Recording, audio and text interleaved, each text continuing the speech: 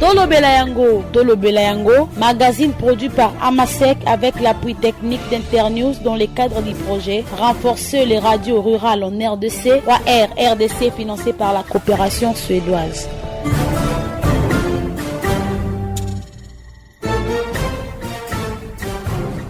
Mesdames et messieurs, bienvenue dans le magazine Tolo Belayango, un bulletin qui vous donne toutes les informations sur la sensibilisation des questions relatives à la gouvernance, la démocratie, l'éducation électorale, l'égalité des sexes, la violence sexuelle basée sur les genres et la Mpox dans la province de l'Équateur. Dans ce numéro, nous parlerons de l'importance des élections pour la population. À la présentation, Myrna Bongombe. Les élections constituent un devoir civique et une responsabilité pour chaque citoyen congolais. La sensibilisation de la communauté en matière d'éducation civique et électorale est très capitale avant, pendant et après les élections. Ceci par toutes les parties prenantes au processus électoral. En Mbandaka, les habitants nous donnent les raisons sur la faible participation aux élections dans notre pays. Suivez-les au micro de notre concert Annette Lotafi. Non, je n'ai jamais participé au vote. L'âge que j'avais, ça ne me permet pas d'être là comme personne qui va voter. Non, souvent, moi j'aime d'aller aux élections, mais je ne sais pas comment t'expliquer ou ce que je peux te dire simplement, j'aime pas. Non, je n'ai pas participé, mais j'ai besoin de participer. Oui, il y a longtemps que je votais, n'est-ce pas? Ouais. Mais ces derniers temps, ça fait 2 ou 3 mandats comme ça que je ne vote plus parce que je vois l'injustice et je vois que les choses ne marchent pas. Je ne suis pas d'accord que je puisse participer à des terres magouilles. Aux élus, nous attendons qu'ils nous rendent ce qu'ils avaient promis. Malheureusement, c'est la catastrophe. Vous voyez, nos routes sont partout trouées. Il y a des nids de poules partout alors qu'on les a élus. Oui, bien sûr, je suis un Congolais d'origine. Je suis obligé d'aller participer au vote pour élire nos candidats présidents, députés, sénateurs. C'est un droit civique. Aux élus, tu es en train d'élire le président de la République, les députés, les sénateurs. Vous vous attendez des retours au niveau de la ville, au niveau du pays. Nous attendons les réactions parce qu'il y avait beaucoup de promesses. Ils nous avions promis. Nous attendons. On est en train d'élire chaque année et ça nous décourage. On donne les mandats aux députés, aux sénateurs, mais ils ne font rien. Ils s'enrichissent eux-mêmes. Et à partir de là, ça nous décourage beaucoup. Oui, bien sûr, je l'ai fait l'année passée. J'étais partie voter mon choix, mon président et d'autres autorités pour accompagner notre pays et notre province. J'attends plus d'amélioration, j'attends beaucoup de choses, mais nous ne voulons pas arranger tout ce qui se passe dans ce pays, mais juste faire une partie. Parce que les autres sont partis et ils les ont laissés ici pour améliorer et faire d'autres choses restantes et tout. Donc j'attends à l'amélioration dans notre pays. Suivez Tolo Belayango.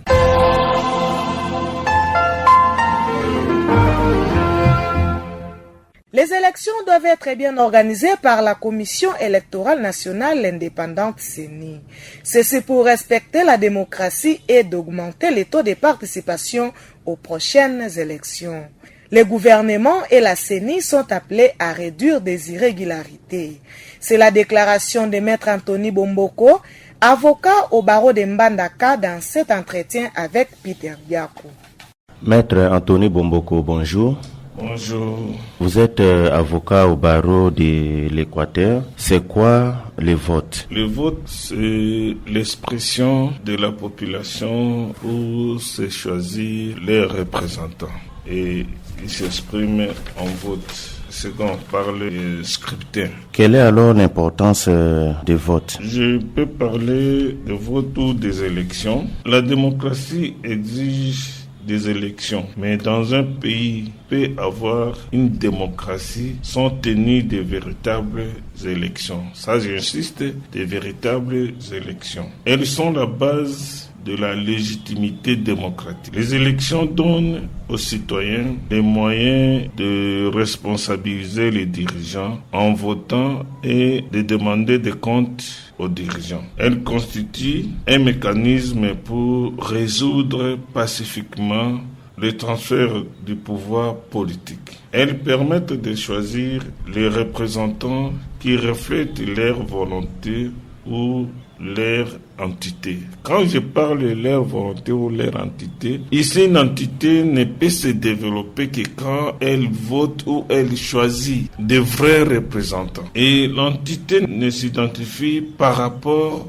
à ses représentants. L'Équateur s'identifie par rapport aux gens qui l'ont voté. C'est ce qui fait que quand on veut parler du développement de l'Équateur, est-ce qu'on a choisi des gens qui peuvent demander le développement de l'Équateur ou défendre le développement de l'Équateur? C'est pour ça que j'insiste ici, elle permet de choisir les représentants qui reflètent leur volonté ou leur entité. Et de véritables élections contribuent aux objectifs du développement à plus long terme en jetant les bases sur une bonne gouvernance, c'est-à-dire la gouvernance réactive. Les citoyens ont le devoir fondamental de participer au gouvernement et à la conduite des affaires publiques de leur pays. La volonté du peuple exprimée à travers leur bulletin de vote constitue la base de l'autorité d'un gouvernement démocratique. C'est ça, en fait, l'importance des élections, c'est-à-dire c'est choisir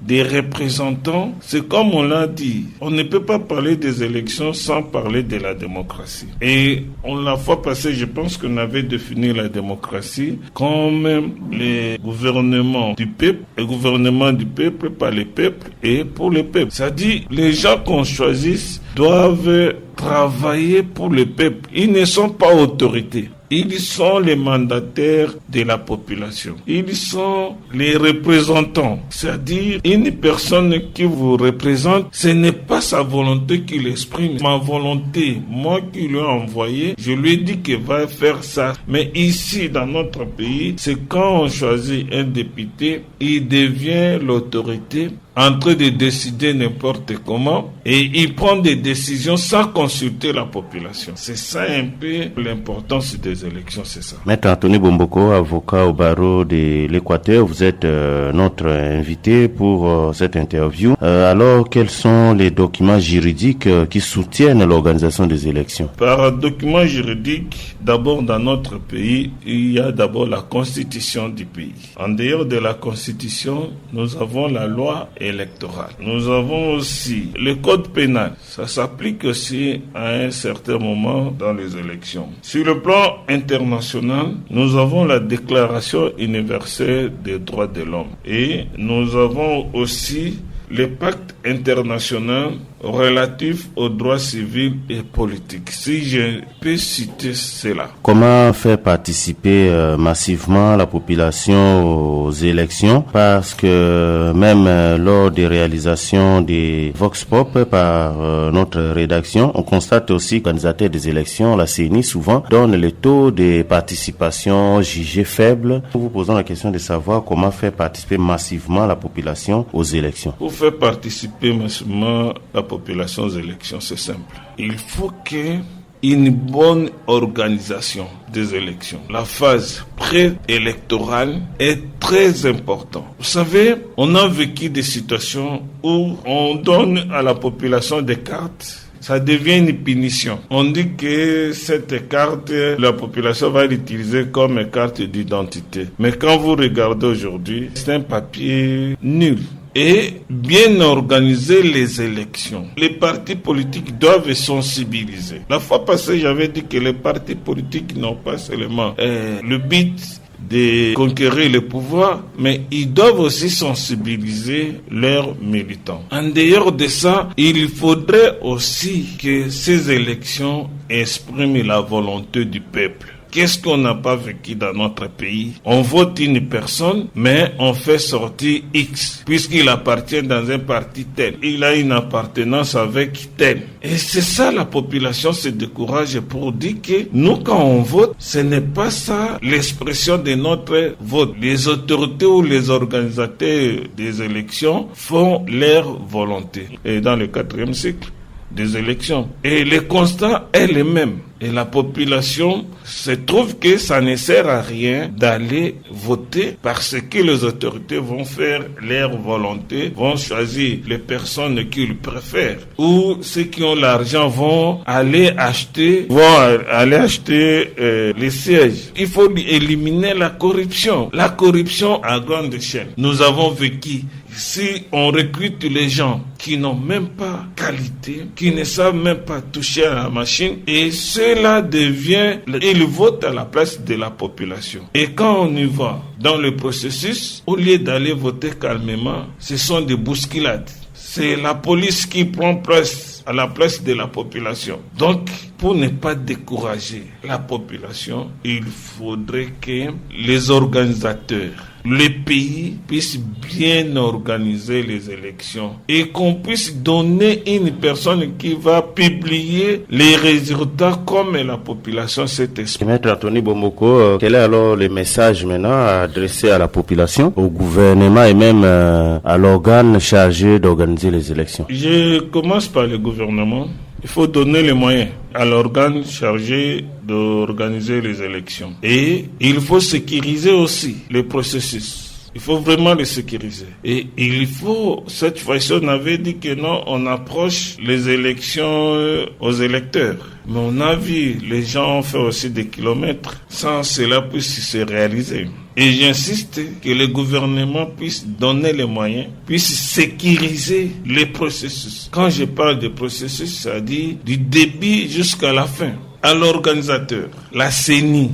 Une CENI, je n'ai jamais vu. On doit choisir des gens compétents et des gens qui ont l'éthique, qu'ils puissent publier celui qui a reçu, que la population a voté, et non publier leur famille ou leurs amis ou ceux qui leur ont donné l'argent. Et à la population, ne nous décourageons pas, puisque nous avons choisi la démocratie, et la démocratie c'est l'expression à travers les élections. Nous devons aller voter parce que si on ne vote pas, ceux-là vont continuer à se choisir eux-mêmes. Et notre place, ils vont parler à notre place sans que nous puissions nous exprimer. Maître Anthony Bomboko, avocat au barreau de l'Équateur, nous vous remercions. Merci. Du côté de la Commission électorale nationale et indépendante CENI, les dirigeants condamnent les irrégularités survenues aux élections de décembre 2023.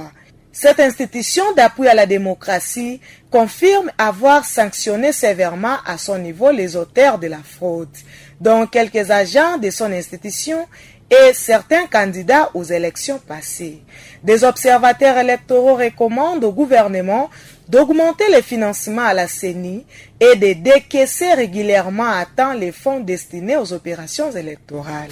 Tolo Belayango, c'est fini pour aujourd'hui. À la présentation, c'était Myrna Bongombe. Tolo Belayango est un magazine produit par Amasec avec l'appui technique d'Internews dans le cadre du projet Renforcer les radios rurales en RDC, 3R RDC, financé par la coopération suédoise. Merci de nous avoir suivis et à la prochaine.